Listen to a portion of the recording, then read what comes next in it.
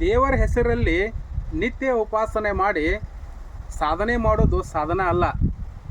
ಹೆತ್ತ ತಂದೆ ತಾಯಿನ ಒಂದು ಹೊತ್ತು ಉಪವಾಸ ಇಲ್ಲದ ಹಂಗೆ ನೋಡ್ಕೊಳ್ಳೋದು ದೊಡ್ಡ ಸಾಧನ. 84 ಲಕ್ಷ ಜೀವರಾಶಿಯಲ್ಲಿ ದೊಡ್ಡ ಪದ ಅಂದ್ರೆ ಅದು ಹೆತ್ತ ತಂದೆ ತಾಯಿ. ಅವ್ರನ್ನ ಒಂದು ದಿನ ಉಪವಾಸ ಇಲ್ಲದಂಗೆ ನೋಡ್ಕೊ, ಅದು ನಿನ್ನ ಜೀವನ, ಅದು ನಿನ್ನ ಸಾಧನ.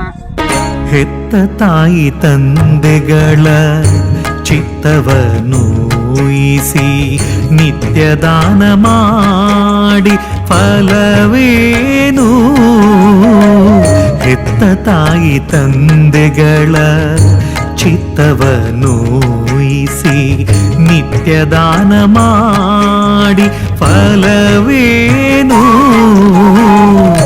ಸತ್ಯ ಸದಾಚಾರ ಇಲ್ಲದವನು ಜಪ 10,000 ಮಾಡಿ